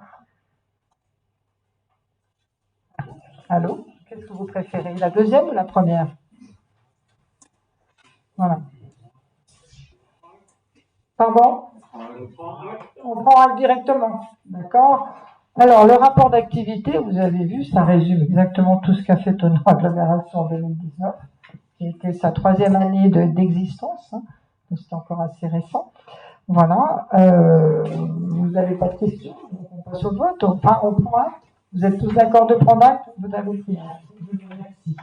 Ensuite, on a le rapport sur le prix de l'eau. Juste un chiffre, hein. Le prix du mètre cube chez nous est à 2,63 euros. C'est le seul chiffre intéressant sur le rapport sur l'eau, quoi. Pour le reste, vous voyez qu'il y a... bon, l'eau est assez bien entretenue, nos canalisations sont bien entretenues, puisqu'on a quand même une bonne qualité de l'eau. On a un taux de réclamation qui est de 2,69 pour 1000 habitants. Ça va, hein, c'est correct. Donc voilà, dans le service de l'eau, il va... Le transfert a été terrible, ça je dois le dire que ça a été difficile. Le transfert coup sur coup. Ouais. Il y a eu une multiplication des deux syndicats. Voilà. Et à peine était-ce fini qu'on faisait le transfert. C'est ça, c'est que ça a été des mécanismes extrêmement pénibles dans la mesure où il fallait supprimer les syndicats, donc il y avait des résistances. Ensuite, ça a été tout transféré à Thonon-Aglo, donc c'est un service de Thonon-Aglo. Depuis l'année dernière, ça n'était pas précédemment. En 2018, ça n'était pas. Et ça a été en milieu d'année 2019, d'ailleurs, ça a été fait. Et donc, le rapport a été fait par Thonon-Aglo, mais normalement, il ne concernait qu'une partie de l'année. Et voilà. Ensuite, vous avez les déchets. Hein. Là, moi, j'ai retenu une chose, en tout cas, c'est que les déchets augmentent sur notre territoire. Et ça, c'est pas bien. Hein. Il faut se poser des questions parce que on aimerait mieux voir des moins plutôt que des plus. Il y a des plus partout. Voilà. Donc, on est tous en charge de se poser des questions pour faire en sorte qu'on ait moins de déchets, tous azimuts, hein, que ce soit les ordures ménagères, que ce soit alors trop de déchets verts aussi, donc ils veulent limiter, et puis voilà, des déchets de toutes sortes et qui augmentent, ils augmentent tous, donc ça c'est dommage. Il reste à la hausse avec 646 kilos par habitant par an, et on est à 646 actuellement, et pour viser 2031, hein, c'est-à-dire dans 11 ans, il faut qu'on descende à 556 kilos habitants, contre 646 maintenant. D'accord ? Donc, il va falloir qu'on fasse des efforts pour les ordures ménagères. Pardon ? Développer les plateformes de compostage. Absolument. Oui, tout à fait. Il faut qu'on agisse là-dessus, parce que ça va pas, c'est pas bien. Et puis, alors, la qualité du service de l'assainissement, hein, l'assainissement sur les eaux usées, il n'y a pas toujours la qualité des conduites, on l'a vu l'année dernière, mais néanmoins, c'est un service qui fonctionne également à peu près correctement. Simplement, Aglo avait été saisi au niveau des assurances et maintenant au niveau des travaux, par rapport à des conduites qui n'ont pas tenu le coup. Voilà. Bon, je fais les trois. Vous prenez acte pour tous ces rapports ou pas? Oui, d'accord, merci beaucoup. On a fait un autre. C'était beaucoup mieux. Alors maintenant, dernière délibération sur le CIAN, celle que nous avons donc ajoutée. Je voudrais simplement rappeler que le CIAN s'occupe de l'éclairage public. Et comme vous le savez, nous avons une panne dans le village qui dure. Cette panne, eh bien, évidemment, dès le premier jour, on s'en est occupé. Mais il trouve que c'était pas une panne ordinaire, c'était une panne bien plus importante. Et que ça fait 2 mois que nous cherchons les plans de récolement du réseau électrique, d'éclairage public. Attention, on parle bien d'éclairage public.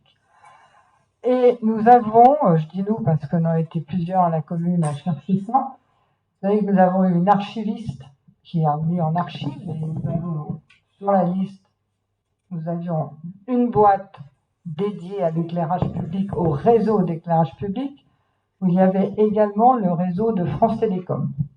Ça, je pense que ça passe au même endroit, mais enfin moi je connais rien.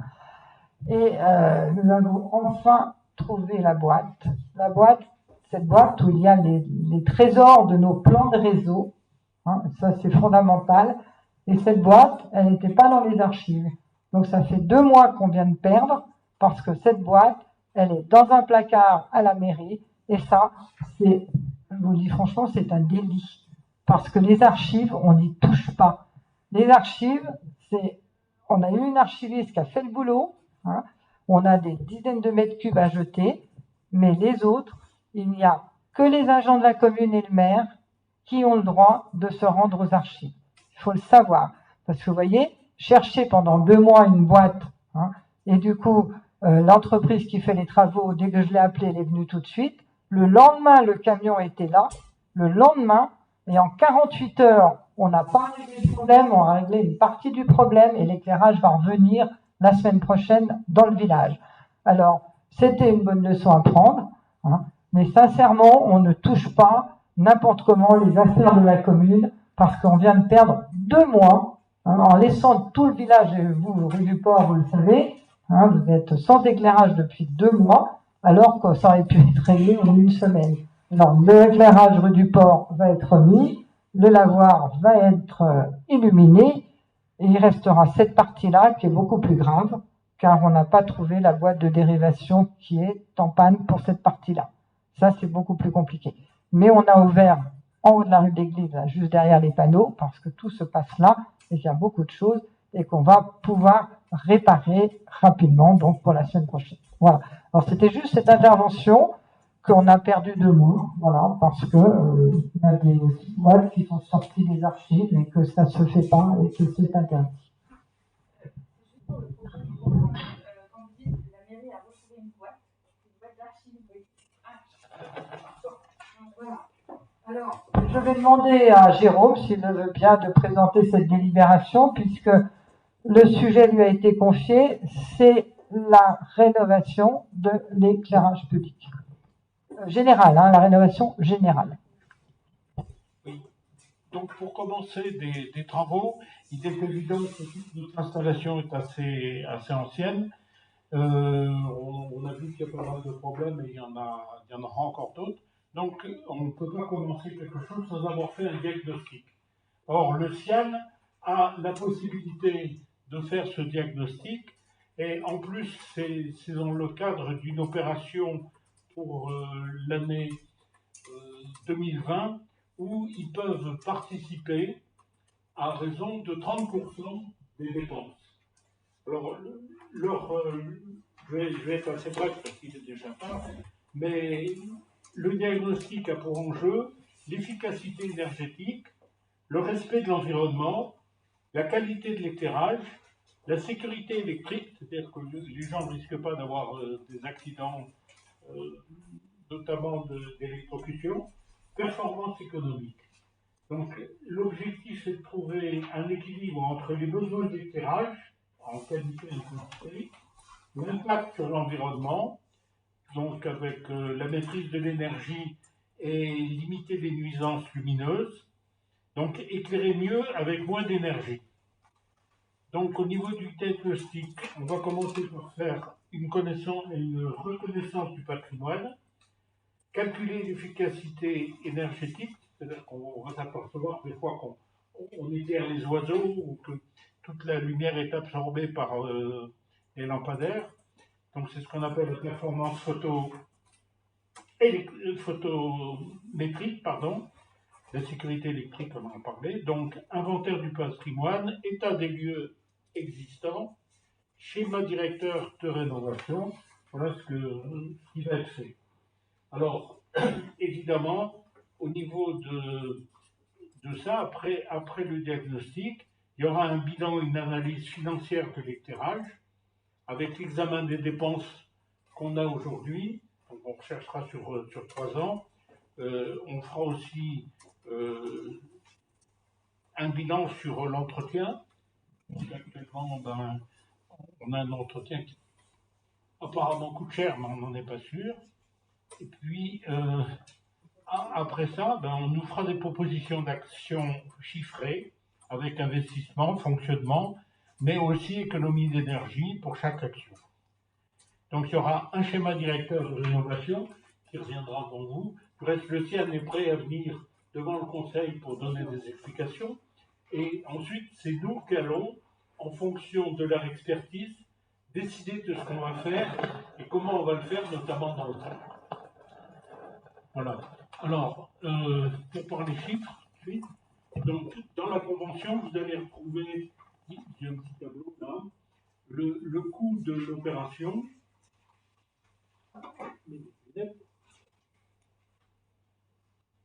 Donc le montant est de 2912,62, sur lequel il y a une participation du CIAD de 30%, ce qui fait que pour la commune, ce diagnostic va coûter 1707 € qui seront à verser assez vite, puisque c'est donc sur le programme 2020.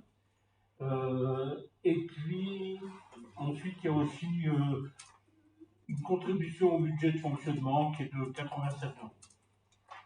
Voilà. Et alors, le paiement se fera, mais ça on va le retrouver sur la délibération, se fera à 60% au début, puis le solde à la fin du mois.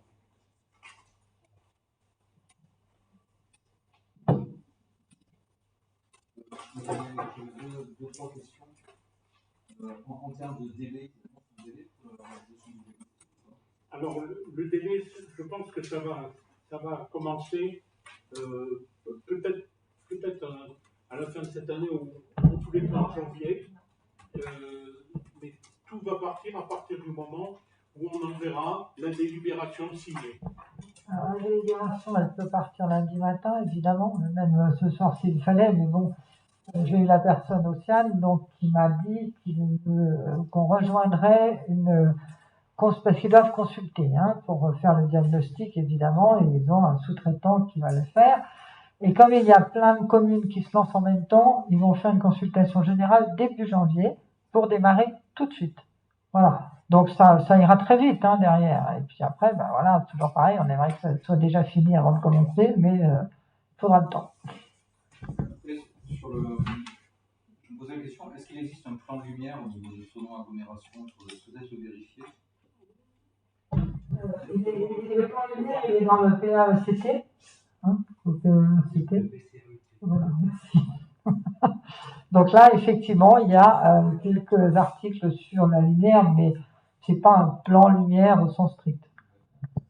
Et dernière chose qui n'a strictement rien à voir, souvent ce type de syndicat implante et finance largement des bornes de recharge pour les véhicules électriques. Est-ce que le CIAN le fait, ça? Oui, bien sûr. C'est du reste le CIAN qui fait ça. Donc ça sera intégré. Ça mériterait qu'on se fasse. Il y a autre chose aussi qu'on pourra demander au CIAN, c'est l'enfouissement des quelques bouts de réseau, d'éclairage public et de téléphone, ce qui sera nécessaire avec la fibre. C'est toujours le CIAN. Sur la route de la Croix de Marcy, il y a encore des poteaux avec des fils en l'air. En ce qui concerne les véhicules électriques, nous avions eu une proposition du CIAN, bien entendu. Nous avions donné suite à la proposition et quand on a vu les coûts que cela engendrait, c'était hors de proportion à l'époque. Voilà. Alors il y a une commune qui a fonctionné là-dessus, c'est Valaison. Il suffit de lui demander au maire et il vous dira qu'effectivement c'est un peu gadget, quoi. En fait, les véhicules électriques, a priori, ils se rechargent de plus en plus très simplement. Donc effectivement, pour une commune touristique comme nous, ça pourrait être intéressant, mais en tout cas, on n'avait pas poursuivi. Et alors là, on peut reprendre le sujet, il n'y a pas de problème. On avait tous les plans, tout ça, tout ce qu'il fallait, mais c'était un coût un petit peu excessif.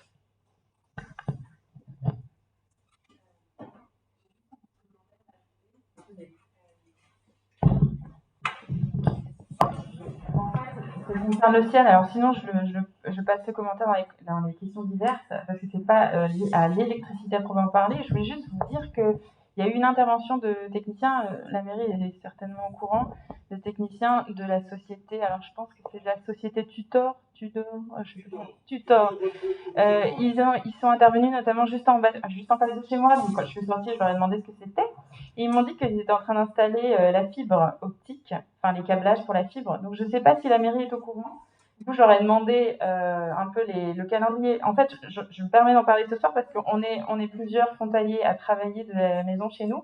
Or, les accords sécurité sociale viennent d'être reportés. On va à nouveau devoir travailler chez nous dans les mois qui arrivent. Je sais qu'il y a plusieurs habitants qui se posaient la question à cause des problèmes de réseau qu'on rencontre, parce que nous n'avons pas la fibre, comme vous le savez sûrement, en tout cas pas dans le village, mais je pense pas que vous l'ayez non plus ailleurs, nulle part, à Métry non plus. On a des gros problèmes de réseau, pour tous les gens qui travaillent à la maison maintenant depuis 1 an.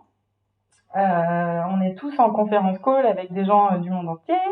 ça pose parfois des graves problèmes. Je sais qu'il y a différents habitants qui ont déjà mis en place des dispositifs pour aller travailler ailleurs. Ça leur coûte, ça génère des coûts, ça génère du temps de transport et autres.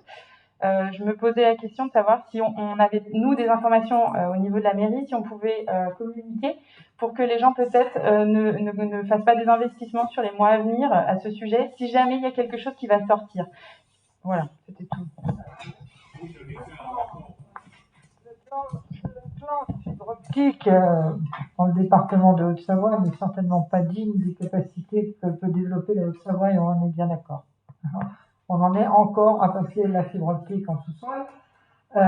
Et nous, ils ont d'abord passé la fibre et installé la fibre pour les entreprises, déjà. Et puis ensuite, nous, on est prévu en 2022, avec le retard, 2023 peut-être, mais j'espère 2022. Voilà, donc on a cherché des solutions, puisque ce réseau est très défaillant en Hernier, mais il n'y en a pas, sauf des solutions très onéreuses, des solutions publiques onéreuses, puisqu'ils voulaient nous changer l'espèce de chose là-bas, la boîte qui est vers le chemin du Moulin, et ça coûtait plus de 300 000 € à la commune pour pouvoir avoir un débit extrêmement puissant. 300 000 €, on a trouvé que c'était un petit peu de l'argent de poche vite dépensé, hein. On s'est dit non, c'est pas possible. Donc on reste dans le CIAN pour ça. Voilà, c'est très critiquable, hein, très critiquable le plan de développement de la fibre en Haute-Savoie. Ça, il faut le savoir. En plus, il y a une entreprise qui a fait faillite. Enfin, c'est vraiment compliqué. Mais c'est dommage parce que compte tenu de ce département extrêmement dynamique et extrêmement riche, il y avait de quoi faire un plan fibre optique plus rapide. Alors, je sais qu'à Tenon, par exemple, ils ont la fibre parce qu'ils ne sont pas passés par le CIAN, je veux dire, hein. Ils ne sont pas adhérents du CIAN, c'est la seule commune de Haute-Savoie qui n'est pas adhérente du CIAN, et ils sont passés directement par Orange. Et c'est ce que nous proposait Orange, mais nous, on n'a pas les moyens de changer cette espèce de borne, là, avec un coût qui est complètement... Oui, bien sûr. Là, on savait que les travaux démarraient pour l'enfouissement. Hein. L'enfouissement, ça, on le savait. Maintenant, par chance, ils arrivent dans le Chablais, quoi. Vous voyez, avant, il n'y avait pas de Chablais. Si, ben, c'est 2022, quoi. 2022, ils nous brancheraient. Oui, voilà. C'est un peu compliqué parce qu'il y a trois, en réalité, il y a quatre intervenants. Oui. Il y a le CIAN qui est maître d'œuvre. Qui va donc, qui gère tout. Il y a donc cette société Tudor qui lui va faire la réalisation physique. Ils vont vont mettre les boîtes en attente, ils vont tirer les fibres. Et ça doit être fini à la fin 21. Il y a une autre société qui s'appelle Cofage qui est l'exploitant, parce qu'il y a un exploitant, hein. Et puis après, tout devrait être fini au 31 décembre 2021. Et après, ils doivent laisser encore 3 mois aux opérateurs. Parce que nous, en tant que particulier, on n'aura affaire qu'aux opérateurs. On choisira Orange, SFR, Bouygues ou autre.